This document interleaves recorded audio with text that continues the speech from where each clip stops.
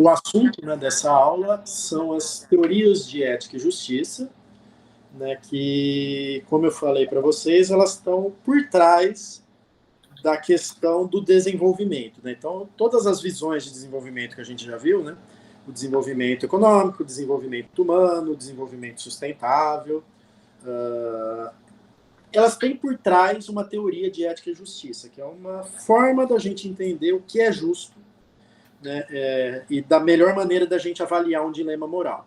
Então, dado que a questão do desenvolvimento e do progresso de uma sociedade pode ser encarada como um dilema moral, ou seja, como algo que não tem uma resposta certa, né, que depende de uma visão de mundo subjacente, né, a gente baseia o nosso entendimento de desenvolvimento a partir de uma visão, né, de uma teoria de ética e justiça. Né. E a gente vai ver basicamente 4 teorias, né, que são as mais pertinentes para a questão da discussão do progresso. Né. Não que sejam as únicas teorias, né, de ética e justiça existentes, né, mas elas se afastam um pouco dessa questão do progresso, né, então a gente vai se concentrar nessas 3. Né. A primeira vez que eu tomei contato com essas teorias foi lendo o livro do Amartya Sen, Desenvolvimento como Liberdade. E o Amartya Sen é o pai da abordagem das capacidades, que é uma teoria de ética e justiça, que ele criou, né, para dar suporte para a visão dele de desenvolvimento. Não sei se é correto dizer que ele criou para dar suporte, ou se ele criou essa teoria primeiro e a visão de desenvolvimento dele como liberdade veio como consequência. Né? Mas a ideia de desenvolvimento humano, né, e tudo que vem a partir disso está ligado a essa abordagem das capacidades que ele criou. Né? Então é interessante a gente ver a teoria do Sen a partir dessa visão comparativa com outras teorias. Né? E é justamente o que ele apresenta lá no capítulo 3, né? E é o que eu vou apresentar para vocês, né, com alguns acréscimos, né, para a gente entender melhor essas 4 teorias. Mas vamos começar, né, falando, né, o que são teorias de ética e justiça. Né? Então, o que ética e justiça tem a ver com desenvolvimento? Então, exatamente isso que eu acabei de comentar. Né? Para a gente definir o desenvolvimento de uma sociedade, a gente tem que ter uma visão de mundo, né, do que é justo, do que é correto, né? Porque, no fim das contas, não existe uma única visão sobre o progresso da humanidade. Né? Não existe uma única maneira de ver como que uma sociedade progride, né? De entender esse progresso. Né? Não existe uma visão que eu possa dizer que ela é universalmente aceita. Então, dado que não tem uma visão que é universalmente aceita, a gente pode classificar ela como um dilema moral. Então, o dilema moral é uma questão que não tem uma resposta única, né? Não tem uma resposta certa. E que são questões que a resposta depende de uma visão de mundo. E essa questão do progresso da humanidade é uma dessas visões. Né? Então, qualquer tentativa de classificar, né, de definir desenvolvimento, depende de uma visão, né, de justiça social. Porque é isso que vai definir, por exemplo, né, aquilo que vocês mesmos chamaram da régua, né, da medida que a gente vai usar para avaliar esse progresso. Né? Então, o que eu vou incluir, o que eu vou deixar de fora, quais aspectos, né, eu vou considerar para avaliar esse progresso do país. Né? Então, tudo isso tem a ver com a visão de ética e justiça que a gente tem. Né? Então, ética e justiça é totalmente relacionado com desenvolvimento. Então, eu preciso de uma base ética para resolver esse dilema moral do progresso da humanidade. Então, antes de se falar de desenvolvimento e progresso, a gente precisa falar das teorias de ética e justiça.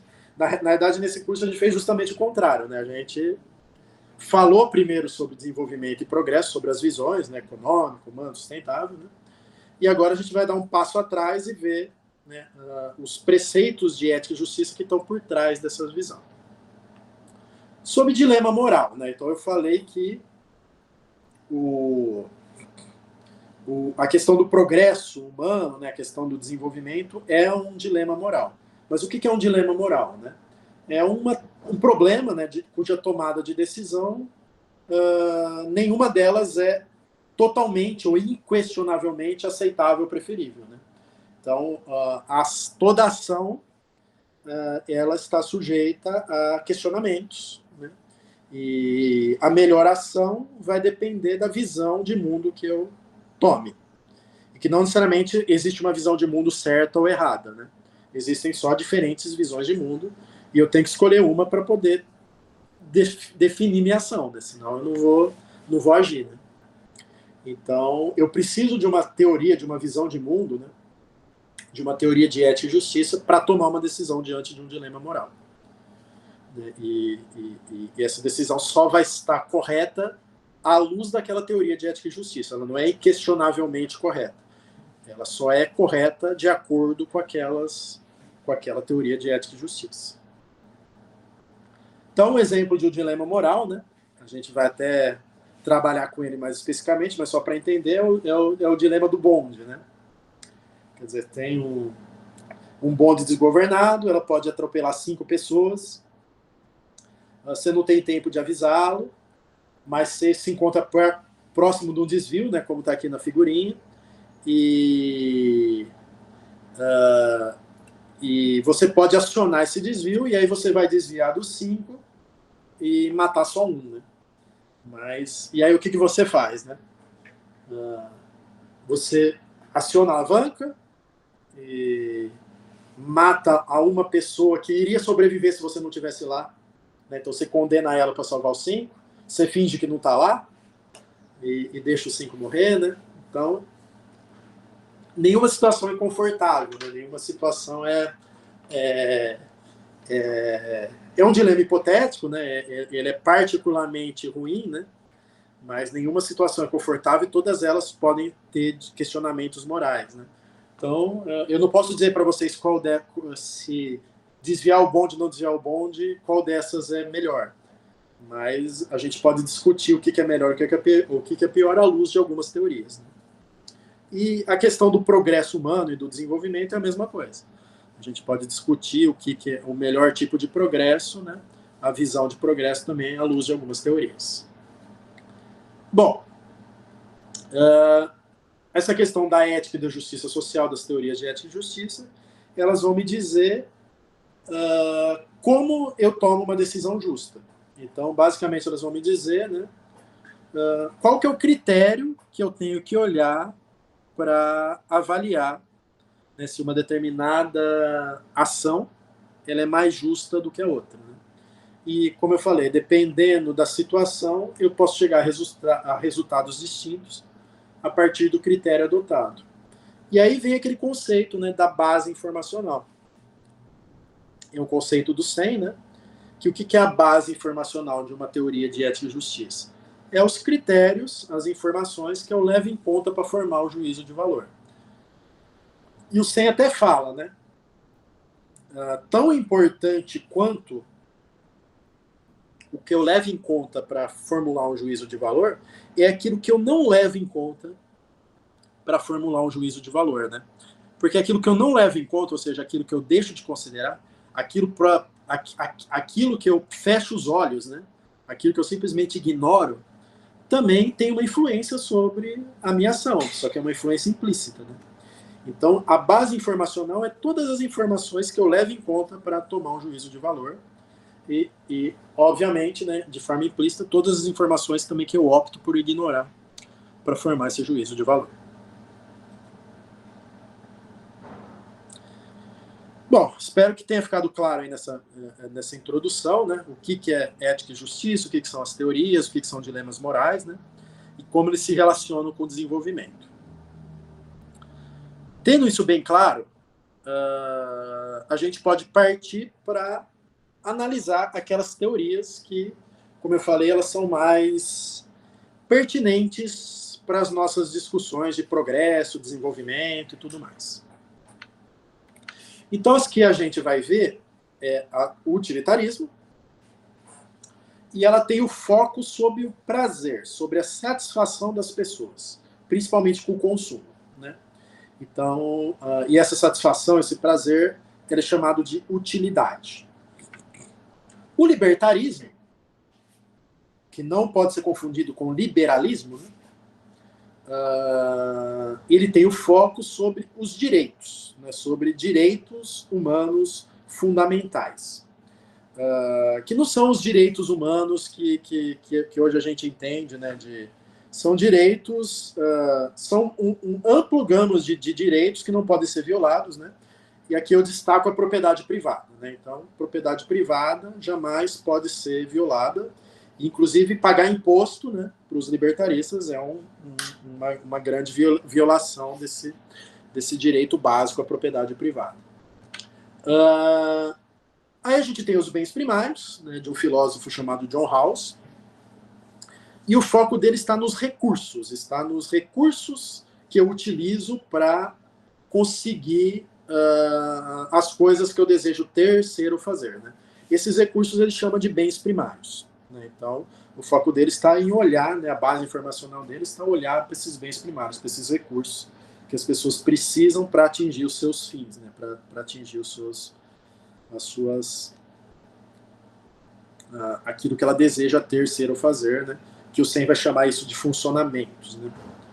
E, por fim, né, a abordagem das capacidades, ela tem o foco sobre as liberdades, né, sobre as opções de escolha de uma pessoa, ou as opções de funcionamento que uma pessoa tem. Né? E ele fundamenta o conceito de desenvolvimento humano. Né? Então, a partir dos bens primários, as pessoas têm algumas opções de escolha. E aí, essas pessoas vão escolher, e a partir das escolhas que elas fizeram, elas vão ter um nível de utilidade. Né? Então, o utilitarismo vai focar nesse último elo da cadeia, que é o prazer que as pessoas vão ter a partir das suas escolhas. Né? O Rawls, né, os bens primários, vão focar nos recursos, no primeiro elo da cadeia, naquilo que é necessário para eu fazer escolhas. Né? E o Sen vai focar na quantidade de escolhas. Não nas escolhas que foram efetivamente feitas, mas na quantidade de escolhas que as pessoas tinham. Isso ele vai chamar de capacidades. Né? Bom, mas vamos falar mais detalhadamente, mas um aspecto importante que a gente tem que comentar é que a abordagem das capacidades vai ser nossa base comparativa. Né? Como o meu principal referencial foi o capítulo do Sen, né? Todas as críticas que eu fizer às teorias, né, que eu apresentar as teorias, são todas críticas do Amartya Sen, né, para fundamentar a abordagem das capacidades dele. Né? Então, são coisas, né, que ele criticou nas teorias e que, a partir da fundamentação dele, a partir da argumentação dele, ele resolveu com a teoria dele. Né? Então, sempre tem em mente, né, que a abordagem das capacidades, né, que a gente nem vai detalhar tanto, porque eu já comentei na aula sobre desenvolvimento humano, né, mas a abordagem das capacidades vai ser a base, né, comparativa para criticar as outras teorias. Bom, começar com o utilitarismo. O utilitarismo, né, ele tem como objetivo a maximização da utilidade. Então, para ele, uma sociedade justa, uma alternativa justa para um dilema moral, né, é sempre aquele que vai maximizar a utilidade das pessoas. Né? Então, quem desenvolveu essa teoria foi o Jeremy Bentham, né, um filósofo, lá no século XVIII. Né? Ele viveu 18 e 19, né, mas ele já começou a desenvolver essa teoria lá no século XVIII. E a base dessa teoria é que a alternativa mais justa é sempre aquela que maximiza a utilidade das pessoas. Né? E ainda hoje, né, por mais que tenha avançado em outras teorias, né, inclusive a do Sen, né, ainda hoje a maioria das pessoas, né, dos economistas e das visões de desenvolvimento e de progresso é utilitarismo. Né? Então o utilitarismo está impregnado em diferentes aspectos da economia, por exemplo, na teoria do consumidor, e mesmo na visão de desenvolvimento econômico. Né? Essa visão utilitarista ainda está bem impregnada. Né? Então, a gente falou que tem o objetivo de maximizar a utilidade, mas o que é utilidade, né? Utilidade, né, é definida, segundo essa visão, como sendo o prazer, a felicidade, a satisfação, né?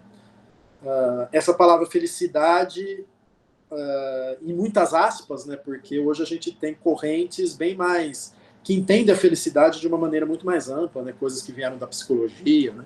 Então a gente não está falando dessa felicidade mais ampla, né? A gente está falando de a gente está falando de simplesmente o prazer com o consumo de um bem ou serviço. Então, o que o utilitarismo visa maximizar, né, é uma questão mental, é uma realização subjetiva, é algo que está na mente das pessoas. Não é algo objetivo, sim algo subjetivo. Então, isso é um aspecto bem importante para se prestar atenção. E o utilitarismo ele tem 3 características que o definem.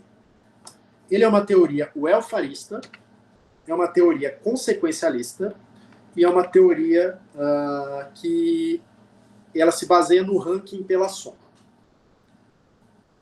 Então vamos ver cada uma dessas 3 características do utilitarismo, né?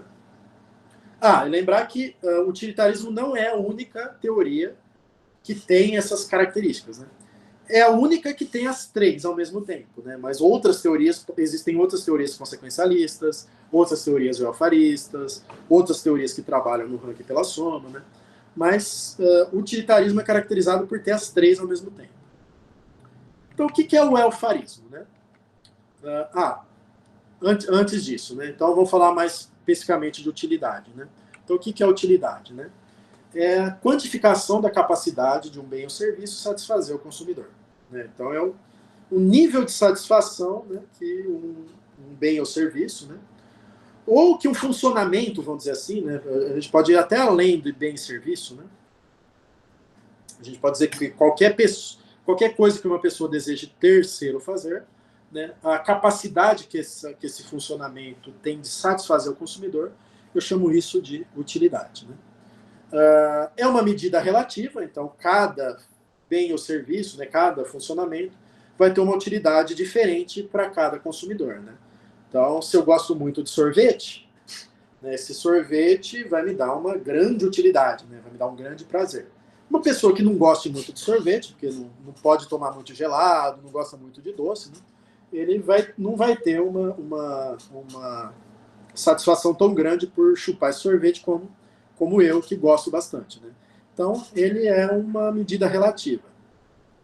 Cada pessoa vai ter uma utilidade diferente para um determinado produto ou serviço, né? E até o exemplo que dá água no deserto, né? Então, a mesma água, né, pode dar utilidades completamente diferentes se eu estiver morrendo de sede, dependendo de onde eu estou, né, do que no lugar que eu tenho água abundante, né, e à vontade, né? E existe uma unidade de medida da utilidade que é o util, né? Que é uma medida que os economistas inventaram, né? Mas, como eu falei, não existe um aparelho para medir o nível de utils, né, que um determinado produto tem para uma determinada pessoa, né? Então, é uma medida puramente teórica que serve para a gente fazer modelagens, né, a partir dessa visão de mundo utilitarista. Um aspecto básico da teoria utilitarista é essa lei das utilidades marginais decrescentes. E ela é tão básica que eu chamo ela de lei, né? Então ela vale em todos os sentidos, né? Então qualquer tipo de funcionamento tem uma utilidade marginal decrescente, que significa o seguinte: o que é utilidade marginal? Utilidade marginal é a satisfação que eu vou ter por consumir mais um, né? Então a utilidade marginal, ou seja, o adicional de utilidade que eu vou ter por consumir mais um, ele é sempre decrescente. Então o primeiro vai me dar esse nível aqui, o segundo vai me dar um nível menor, o terceiro vai me dar um nível menor, o quarto vai me dar um nível menor. Lembrar que isso aqui eu estou falando da utilidade marginal, não da utilidade total, né? A utilidade total é a soma dessa. Então eu vou ficar mais satisfeito quanto mais eu consumir. Mas o meu adicional de satisfação vai ficar sempre menor. Então, a utilidade marginal de um bem ou serviço decresce com a quantidade consumida. Então, isso é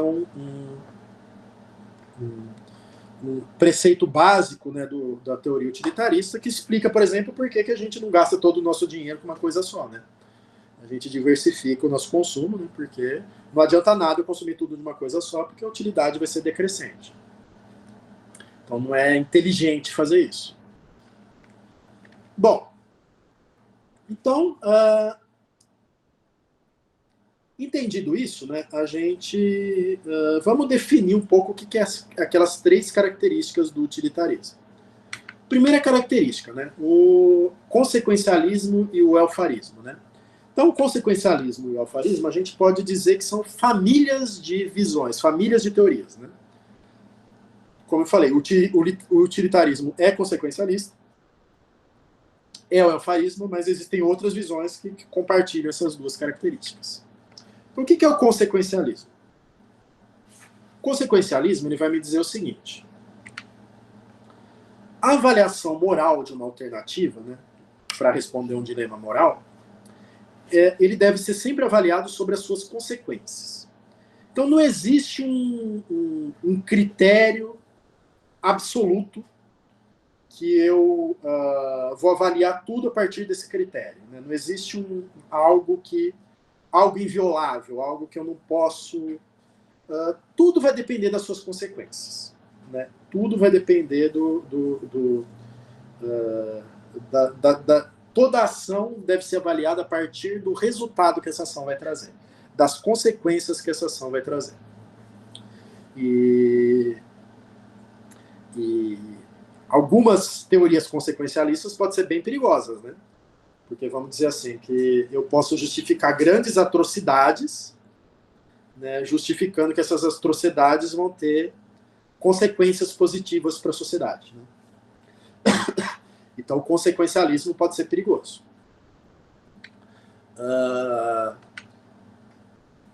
Então, falando um pouquinho mais técnico, né, aquilo que eu falei, né, os princípios não são independentes das consequências. Então, não existem princípios que são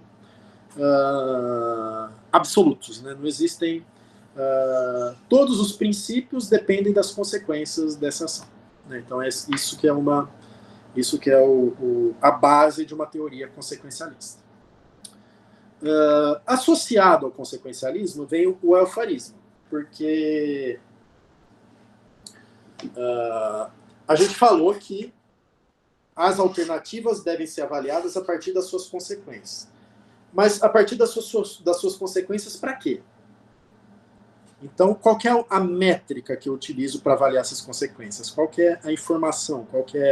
Então, é isso que o elfarismo vai me dizer. O elfarismo vai dizer, né, que todos os estados de coisas devem ser avaliados pelo bem-estar que proporcionam. Bem-estar aqui entendido no sentido de utilidade, entendido no sentido de satisfação das pessoas. Então, associando essas duas, eu posso dizer que pelo utilitarismo, a melhor alternativa é sempre aquela que vai me trazer o maior nível de utilidade para as pessoas, né? Então, cuja consequência dessa ação vai dar o maior nível de satisfação para as pessoas. Um outro aspecto do utilitarismo, né, que também complementa esses dois, é o ranking pela soma. Quer dizer o seguinte, que eu vou olhar o agregado de utilidade, eu vou olhar a soma das utilidades das pessoas para avaliar o mérito agregado de uma ação. Então, e aqui tem a grande diferença de outras teorias que a gente vai ver na sequência, né? Porque o utilitarismo não está preocupado com a distribuição, ele está preocupado com a soma. Só a gente vê, né, que eu disse que o crescimento econômico, a visão de desenvolvimento econômico é muito utilitarista, né? Então, o desenvolvimento econômico usa o PIB como métrica, né? E o PIB é uma variável agregada, né? Um agregado, né? É a soma de todos os bens e serviços produzidos, né? Então, o PIB tem uma base muito utilitarista, né? E ele diz que a utilidade de todas as pessoas deve ser somada, né? Mas, o que os utilitaristas argumentam, né, em relação a olhar para a soma, né? Ele vai dizer que, por mais que eu não considere a distribuição diretamente, eu não preciso, porque como existe a lei das utilidades marginais decrescentes, né, não faz sentido tudo ficar na mão de uma pessoa só. Porque essa pessoa não teria mais utilidade, né? Por exemplo, não faz sentido pelo utilitarismo eu ter um monte de bilionários e um monte de pessoas passando fome. Porque o dinheiro também tem uma utilidade marginal decrescente, né? Então, se um bilionário ganha R$1.000 a mais, né? Ele vai ficar feliz, né? Mas a satisfação dele vai ser muito menor do que se uma pessoa que está passando fome ganhar R$1.000, né? Então, a utilidade desses R$1.000 para ele vai ser muito inferior, né? Então, como as utilidades marginais são decrescentes, isso automaticamente, na tentativa de maximizar o utilitarismo, né, isso automaticamente teria que ter um certo nível de distribuição, né? E uma coisa bacana do utilitarismo é que ele consegue quantificar a injustiça social matematicamente, né? Para ele, a injustiça é sempre a perda agregada em relação ao máximo que poderia ter sido obtido, né? A gente falou aqui que o utilitarismo se baseia muito nessa questão de maximizar alguma coisa, né? Então ele pode ser modelado matematicamente porque ele se baseia numa função que é a função utilidade, né? Então essa função utilidade pode ser maximizada, né? A gente pode fazer lá a derivada dela igualar a zero, né? Para achar o ponto de máximo, né? Então a gente pode tratar matematicamente, né, a utilidade, né? E se a gente tem uma sociedade que tem menos utilidade do que a máxima que poderia ter sido obtida, a gente diz que há uma injustiça social, né? Então, é assim que a utilidade trabalha, né? Então, para eles, injustiça, né, eles definem justiça quando as pessoas vistas em conjunto são menos felizes do que elas poderiam ser. Então, essa é a base por trás da teoria utilitarista, né? E como eu falei para vocês, ela é muito do discurso, né? Sobre desenvolvimento econômico, tem uma base utilitária, né? Tem uma base de por que crescer economicamente, né? Crescer economicamente, a principal justificativa é que eu vou deixar as pessoas mais felizes e mais satisfeitas, né? Então, esse é o grande discurso por trás do desenvolvimento econômico, com uma exceção. O Arthur Lewis, né, que eu citei para vocês, né, ele tem aquele livro Teoria do Desenvolvimento Econômico, né, quando ele fala de tudo que é importante uma sociedade ter para garantir o desenvolvimento econômico, né?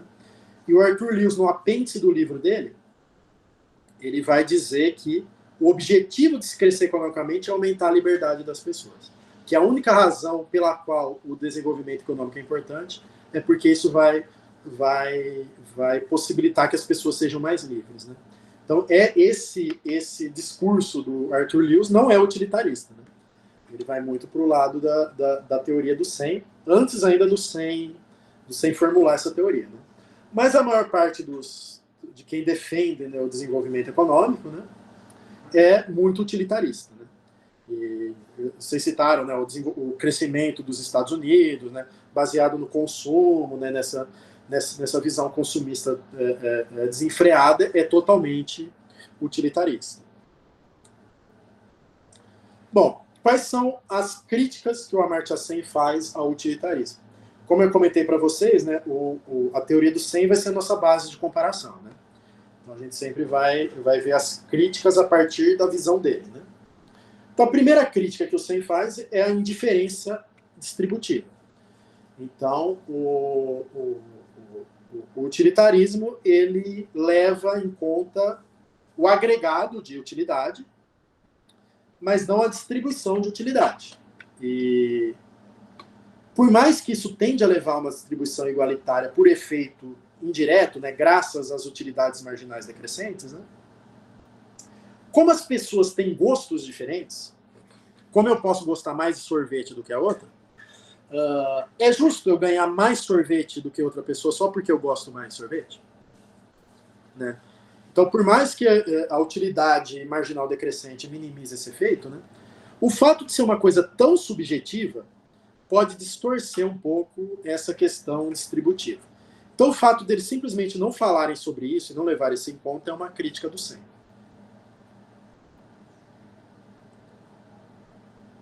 Segunda crítica, né? E essa não só é uma crítica do SEM, mas é uma crítica dos libertários, né? Então, do mesmo jeito que o utilitarismo tem uma indiferença distributiva, ele também tem uma total indiferença com direitos e liberdades. Então, não existe nenhum direito e nenhuma liberdade inviolável, segundo o utilitarismo, né? Como eu falei, também só entra indiretamente, né? Então, se eu violar um direito e isso diminuir a utilidade, perfeito para o utilitarismo, eu não devo violar esse direito. Agora, se eu tiver um direito e se eu violar, eu aumentar a utilidade das pessoas, por exemplo, se por algum motivo hipotético, que eu nem vou conseguir formular uma hipótese que isso seja possível, mas se caso existisse uma situação que se eu matasse uma pessoa, nem tão hipotético assim, porque inclusive o Robert Nozick, né, ele que é um grande libertarista, né, contemporâneo, né, ele fez uma analogia que é o seguinte, né? Vamos supor que eu entregue um bandido para ser linchado pela população. Então, eu violando o direito à vida desse bandido, eu posso estar aumentando a utilidade da população que linchou esse bandido, né, de fazer direito, de fazer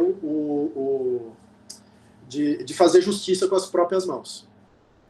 Então, é um exemplo de como o utilitarismo pode levar a uma situação que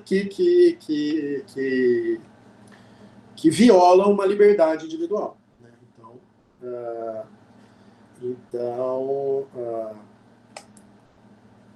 E outra situação, né, que eventualmente o utilitarismo pode levar a uma situação de baixa liberdade, né? Então, por exemplo, a gente pode ter situações em que a gente é escravo feliz, né? Que a gente tem uma utilidade, tem uma satisfação, mas a gente não tem liberdades políticas, liberdades, né? A gente tem opções de escolha pequenas, né? Isso faz da gente um ser humano mais limitado, um ser humano mais, né? Mas a gente pode estar feliz, né? No sentido satisfeito, né? Porque são coisas mentais, e coisas mentais podem ser manipuladas, né? Então, isso aqui é uma crítica dos libertaristas que o SEM compartilha. Outras críticas, né? Dado que é uma medida subjetiva, né? A utilidade está sujeita a problemas de adaptação. Então, as pessoas tendem a se adaptar a situações adversas, aumentando a sua utilidade. Então, no sentido que a gente se acostuma, né? A gente se acostuma mesmo a situações ruins, né? Então, a gente pode estar com um nível de utilidade não compatível com o tanto ruim que a nossa situação está. Justamente porque a gente pode se adaptar. Então, essas adaptações, elas acabam mascarando, né, uma avaliação correta de justiça, né? Preferências caras é o avesso, né? Então, do mesmo jeito que algumas pessoas se adaptam a situações ruins, né, e são mais felizes do que deveriam, né, são mais satisfeitas do que deveriam, algumas pessoas são altamente infelizes, são altamente insatisfeitas, mesmo vivendo uma vida muito boa, porque elas têm preferências muito caras, né? Porque elas só se tornam satisfeitas com coisas altamente caras, Então, o mesmo objeto pode fornecer utilidades diferentes para pessoas com níveis diferentes, com níveis de renda diferentes, né? Então, talvez não é justo utilizar a utilidade para avaliar a justiça social, né, nessas duas situações, né? Assimetrias de informação, né, que foi citado, ou seja, as pessoas têm níveis de conhecimento diferentes. Então, às vezes, a pessoa pode estar satisfeita com determinada situação, simplesmente porque ela não conhece uma coisa melhor, né? Então, quanto mais uma pessoa conhece, quanto mais uma pessoa pode se comparar com outras pessoas, isso afeta totalmente a utilidade. E condicionamento mental, né? Já foi citado também o marketing, né? Que o marketing, ele manipula as utilidades, né? Às vezes a gente faz alguma... A gente pode simplesmente ser manipulado, né? A gente pode ser condicionado a fazer certas escolhas e ter determinados níveis de satisfação graças a uma ação de marketing, graças a um condicionamento. A gente pode se convencer que o celular X vai me dar um nível de satisfação. Pode até ficar satisfeito com aquele celular, mas não pelo valor intrínseco que aquele celular tem, mas porque a gente foi condicionado a achar que deve ter aquele celular para ter uma vida boa. Né? Então, tudo isso são problemas que a utilidade, enquanto uma medida de progresso, tem. Né? Então, por mais que o utilitarismo seja uma boa teoria, seja uma teoria que funcione para muitos aspectos, né? Ele, por uma visão de progresso, por uma visão de desenvolvimento, de justiça social do ponto de vista mais macro, ele pode não ser a melhor teoria. Bom, aí vem o libertarismo. O libertarismo, ele tem como base o respeito a liberdades formais. Ou seja, e a liberdade aqui, né, vista do ponto de vista da liberdade negativa. Né? Então, estou falando aqui porque a gente vai falar da teoria do Sen da abordagem das capacidades, a base é a liberdade. E do libertarismo, a base é a liberdade. Quer dizer, as duas são iguais? Não, não são iguais. A liberdade do libertarismo é a liberdade negativa, a liberdade da não interferência. Então, alguns exemplos de alguns direitos, né, que os libertaristas defendem. Direitos políticos, liberdade de expressão, né, eu não tinha citado na primeira parte, mas liberdade de expressão para eles é um negócio assim que é totalmente inviolável. Todo mundo tem direito a se expressar da forma que quiser, né? Sem nenhum tipo de censura, liberdade de expressão, direitos políticos, direito a voto, direito à propriedade privada, direito à vida, né? Direito à vida também entre aspas, porque o direito à vida de ninguém pode te assassinar, né? Mas também o Estado não tem a obrigação de garantir que você vai ter atendimento no hospital, né? Então, lá nos Estados Unidos, por exemplo, não tem rede pública de saúde. Então se você não tiver, né, se você não pagar plano de saúde, se você não tiver, né, dinheiro para pagar uma internação hospitalar, você está ferrado, né? Então, quer dizer, você tem o direito à vida, não de sobreviver em todas as situações, mas na realidade é mais no sentido de que ninguém tem o direito de tirar a sua vida.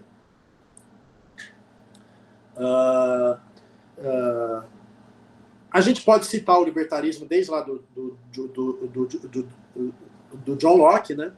E o utilitarismo lá do Jeremy Bentham, né? Então, o libertarismo, no fim das contas, ele é quase tão antigo quanto o utilitarismo, né? Então, são duas teorias bem antigas, né? Hoje a gente tem alguns partidários do libertarismo. Sem cita muito Robert Nozick, né? Não é uma coisa que eu leia assim muito, né? O pessoal mais, até porque não é uma teoria que eu simpatize muito, né? Mas eu teóricos muito recentes eu não conheço do libertarismo. Mas o Sen cita muito Robert Nozick como um teórico bem importante dessa linha do libertarismo, né?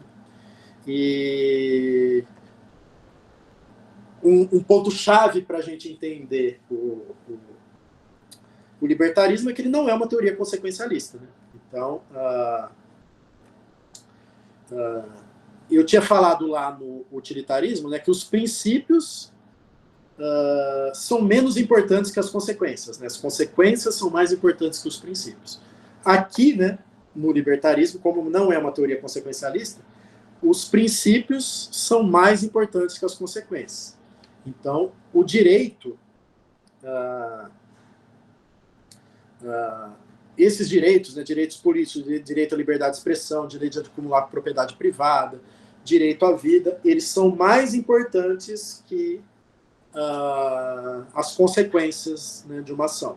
Então, eu não posso violar esses direitos sob nenhuma justificativa, nem objetivos sociais nobres, como, por exemplo, erradicar a miséria, né, como proteger o meio ambiente, né, falando mais aí do desenvolvimento sustentável. Né? Não, pro libertarismo, nada disso justifica eu interferir nesses direitos. Né? Então, os direitos individuais não podem ser violados sob nenhuma hipótese. Né? Então, ele ignora completamente as consequências, tanto em termos de utilidades, quanto em termos de liberdades, né? Quanto em termos de capacidades. Né? Ele só olha para essa liberdade vista do ponto de vista da liberdade negativa. Né? E aqui, né, eu já aproveito também para relembrar, né, a diferença entre libertarismo e liberalismo. Né?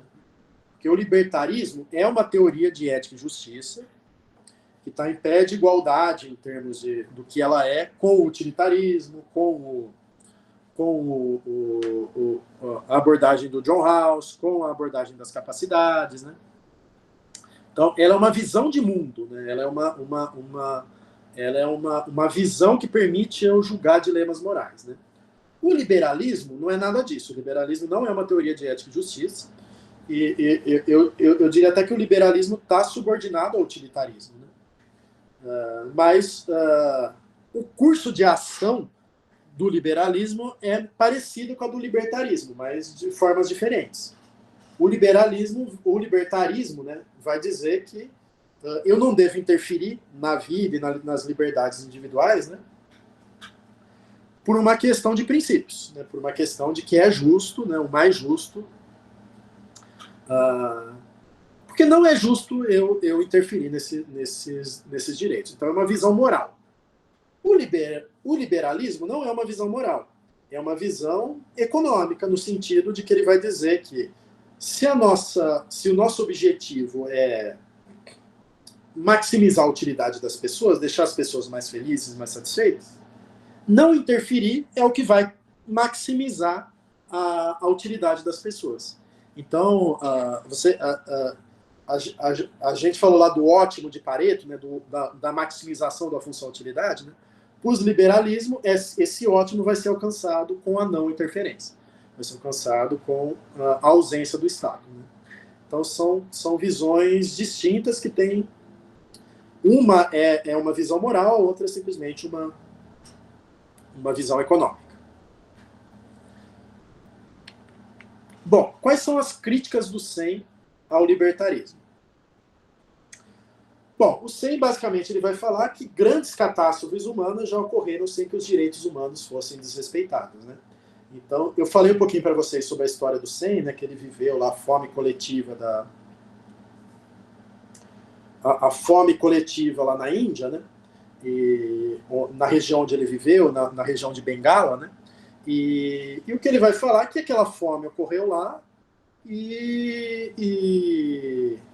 nenhum direito, assim, o direito à propriedade privada não foi desrespeitado, o direito à vida não foi desrespeitado, porque as pessoas não foram assassinadas, o direito à liberdade de expressão não foi cassado, o direito... Quer dizer, todos os direitos estavam presentes, mas ainda assim as pessoas estavam morrendo de fome. Né? Então, será que é suficiente simplesmente olhar para os direitos humanos para ter uma sociedade justa? Para olhar para o progresso social? Né? Será que é suficiente só olhar para direitos básicos que não podem ser inviolados? Né? E o Sen também vai criticar o fato do libertarismo ser não consequencialista. Né? Então ele vai dizer, não tem como eu pensar numa visão de progresso, de justiça social, pensar numa visão que ignora as consequências. Né? Então só pensa em alguns princípios que não podem ser violados sob nenhuma circunstância. Né? Então, para ele, né, a base informacional do libertarismo é muito limitada.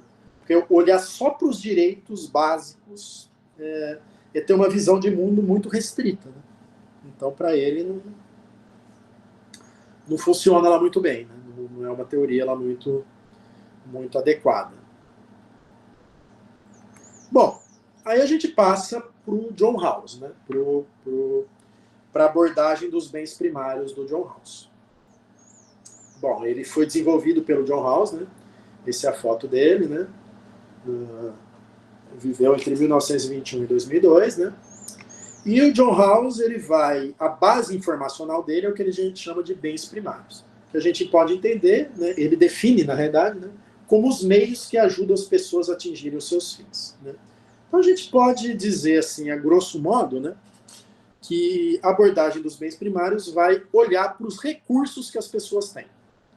Ou seja, vai olhar para os meios e não para os fins. Né? Vai olhar para aquilo que as pessoas têm. E o que são bens primários? Né? Então, o bem primário mais importante é a renda. Mas não é o único. Né? Então, só que alguns bens primários são um pouco vagos de definir, né? Mas ele vai dizer que direitos, liberdades, bases sociais da autoestima, rendimentos, tudo isso são bens primários. Né? Por exemplo, não adianta nada uma pessoa ter dinheiro, né, ter o recurso necessário, se a sociedade não respeita essa pessoa por alguma forma, ou se discrimina essa pessoa, ou se mesmo se essa pessoa não consegue ter uma autoestima porque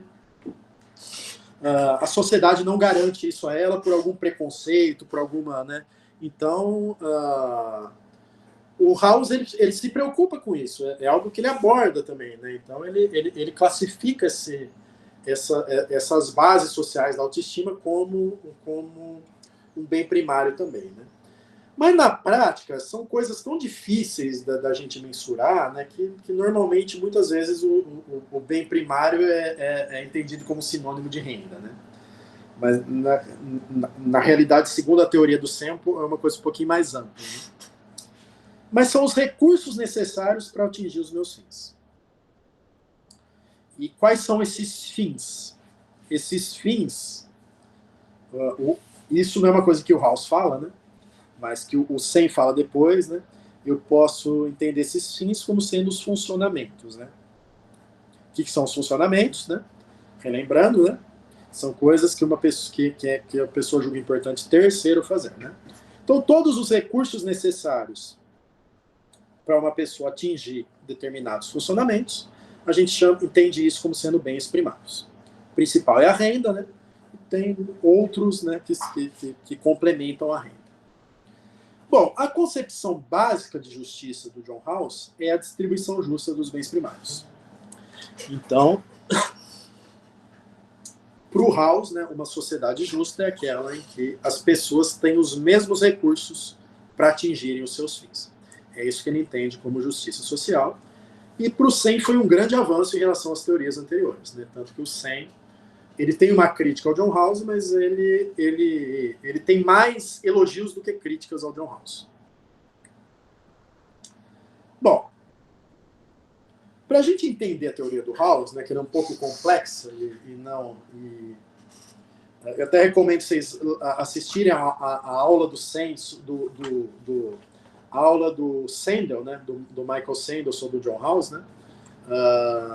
Aí ele vai falar disso de uma maneira muito mais detalhada, né? Mas nem é do objetivo dessa aula, é só uma apresentação básica. Né? Mas a teoria do Rawls ela tem alguns princípios. Né? Ele tem o chamado princípio da liberdade e o princípio da igualdade. Né? O que é o princípio da liberdade? O princípio da liberdade ele vai dizer o seguinte: alguns direitos das pessoas são básicos e devem ser respeitados sob qualquer circunstância. Por exemplo, a liberdade de expressão e o direito à vida, né, devem ser respeitados sob toda e qualquer circunstância. Então, o John Rawls, nesse aspecto aqui do princípio da liberdade, ele se aproxima muito dos libertaristas, né? Na verdade, o libertarismo é exatamente a mesma coisa. Tem alguns direitos, alguns princípios que não podem ser violados sob nenhuma hipótese, né? Qual que é a diferença desse princípio da liberdade do Rawls e do libertarismo? É que esses direitos do Rawls, né, eles são bem mais limitados que os dos libertaristas. Por exemplo, não inclui aqui a propriedade privada. A propriedade privada não é um direito inviolável, né? Para os libertários é. Para o John Rawls, não. Mas o direito à vida é um direito inviolável para os dois. Né? Então, a teoria do Rawls, ela é consequencialista? Ela é semi-consequencialista. Então, ela é um misto das duas abordagens. Ela é um misto da abordagem consequencialista com a abordagem baseada em direitos. Né? Então, ela mescla os dois aspectos, né, da teoria. Então, o primeiro princípio é esse, o princípio da liberdade. Então, ele define um conjunto de direitos e liberdades que não podem ser violadas. Mas,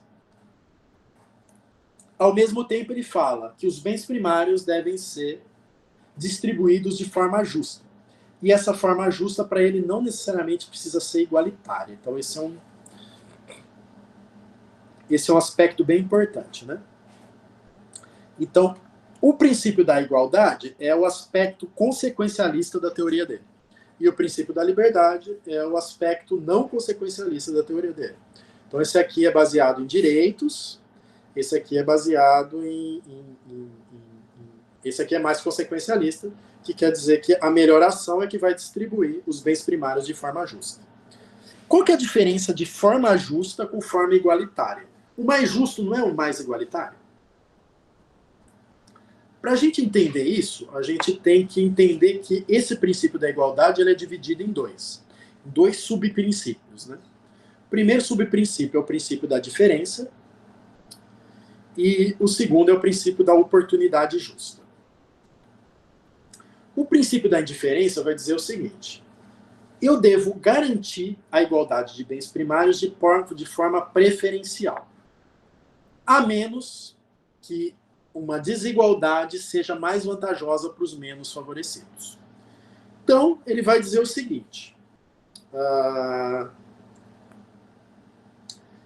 se uma pessoa, por exemplo, que tem uma dificuldade, né, um cadeirante, né, ele precisa de mais recursos para sobreviver, ou uma família que tem alguém numa situação né, que está numa situação de doença, né, que cuida de alguém doente, né? Então, se nessa situação uma família precisa de mais recursos, né, do que outra, né, se é mais justo dar mais recursos do que outra para essa família, né, para o Rawls, né, segundo o princípio da diferença, né, que não tem esse nome à toa, né, então ele considera essa questão da diferença, né, na teoria dele. Então, se tiver uma situação em que essa diferença é mais justo eu distribuir de forma desigual para compensar essa diferença, para ele está tudo bem. Né? E o princípio da oportunidade justa diz que as oportunidades devem ser distribuídas igualitariamente. Né? Então, todo mundo deve ter oportunidades iguais. Né? Só que para ter essas oportunidades iguais, eventualmente os bens primários podem ter que ser distribuídos de forma não igualitária. Então, a igualdade é preferencial, mas se tiver situação em que é mais justo eu distribuir de forma desigual, né, para o Rawls está tudo bem. Bom, esses são os princípios básicos da teoria dele. A teoria dele é muito boa, e é tão boa que o Sandel, por exemplo, nem aborda a teoria do 100, né, no livro dele, no curso dele. Né? Porque pro Sandel, por exemplo, a teoria do Rawls, ela já responde todos os aspectos. Né?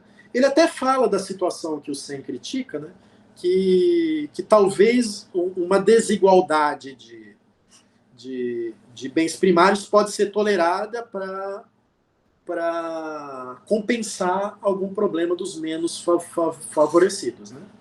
Então, a teoria do Hauser, ela responde quase tudo, né, de uma visão de uma boa visão de progresso segundo o Sen, né? Lembrando que eu estou falando de uma coisa, de um dilema moral que não tem uma resposta certa, né, 100% certa, né? Então, aonde que o Sen critica os bens primários, né? Ele critica principalmente na base informacional, né? O foco dos bens primários, da teoria do House, está nos bens primários, ou seja, nos recursos para se alcançar alguma coisa, para se alcançar, né, aquilo que as pessoas desejam ter, ser ou fazer, né? A questão é o seguinte: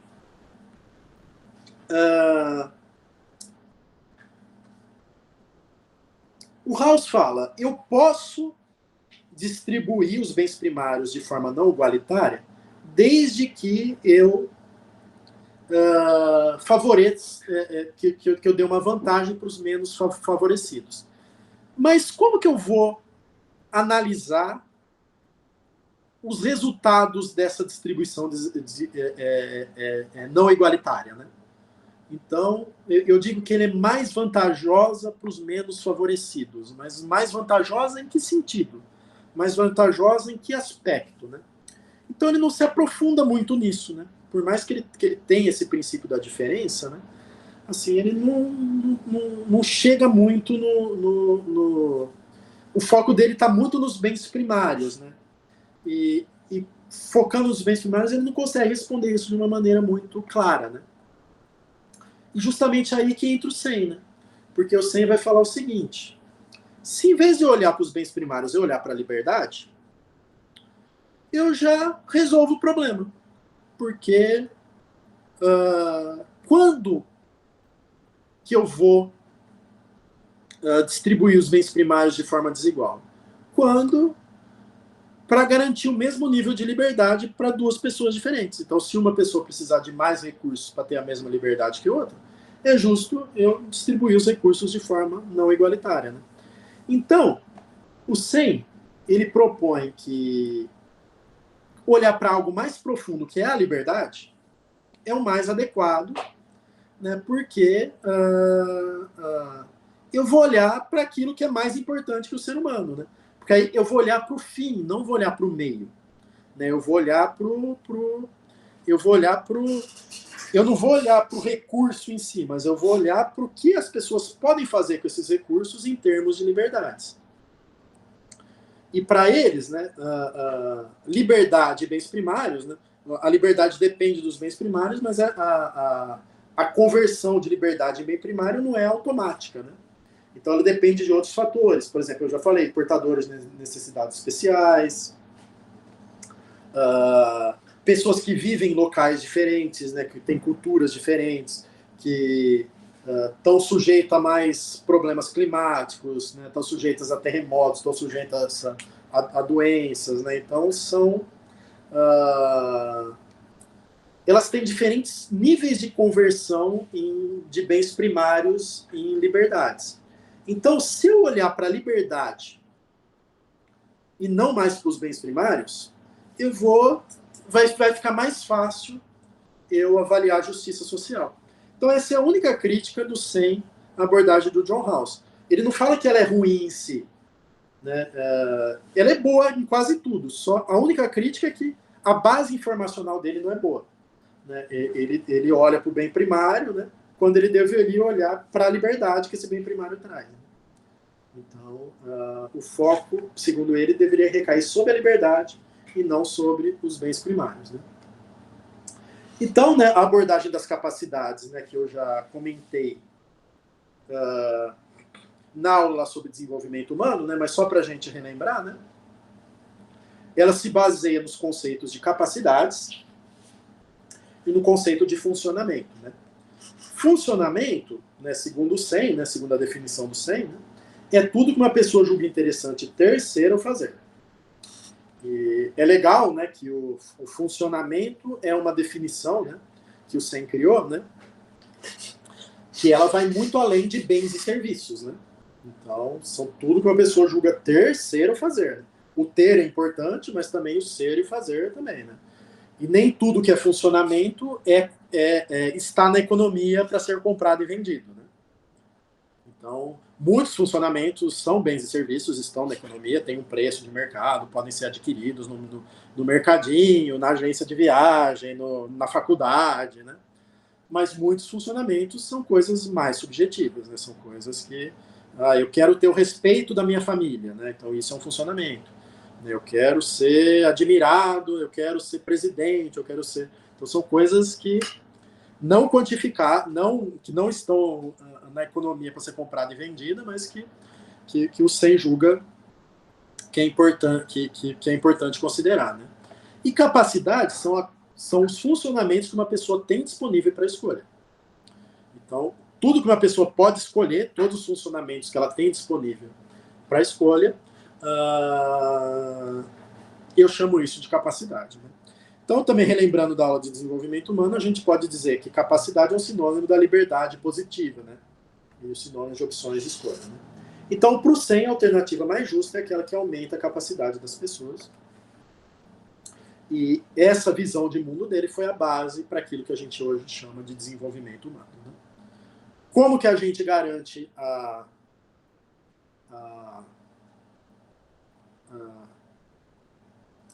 como que a gente garante, né, o aumento da capacidade das pessoas, né, que as pessoas tenham mais liberdades, né? A melhor maneira de fazer isso é a partir disso aqui, né? É você ter uma igualdade de bens primários que favoreça os menos favorecidos, né? Então, lembrando, o Stein não é um crítico ferrenho do John Rawls, né? Na verdade, é um grande apoiador do que o John Rawls escreveu. Mas, para ele, se eu olhar a liberdade, né, as capacidades como base informacional, eu vou estar mais próximo de atingir aquele ideal de sociedade do que se eu olhar só para os bens primários em si, né? Então, no resumo, né, a gente tem aqui os bens primários que o John Rawls busca olhar, né? Então, para ele, e ele tem uma perspectiva distributiva, então, para ele, a sociedade mais justa tem uma justa distribuição de bens primários, né? Mas ele ignora que existem fatores de conversão, que diferentes pessoas, né, têm diferentes níveis de conversão de bens primários em capacidade. O que são capacidades, né? São opções de escolha. São todos os funcionamentos que uma pessoa pode efetivamente escolher, né? E a partir da capacidade de uma pessoa, ela faz uma escolha e tem um funcionamento, ou seja, tem algo que ela realizou, né? Algo que ela gostaria de ter, ser ou fazer, que ela efetivamente realizou. E a partir desse funcionamento escolhido, ela vai ter uma utilidade. Então, os utilitaristas buscam olhar para isso aqui do ponto de vista agregado, né? Não distributivo. Então, o Rawls olha para isso aqui do ponto de vista distributivo, esse aqui olha do ponto de vista agregado. O Sen também olha do ponto de vista distributivo. Então, ele olha a liberdade das pessoas, né, de forma né, se todas as pessoas têm a mesma liberdade, né? Só que, de novo, né, os utilitaristas ignoram que tem muitos aspectos mentais de condicionamento, de adaptabilidade, que distorçam, né, essa conversão de funcionamento e utilidade. Então, esse é um resuminho, né, de uma figurinha que ilustra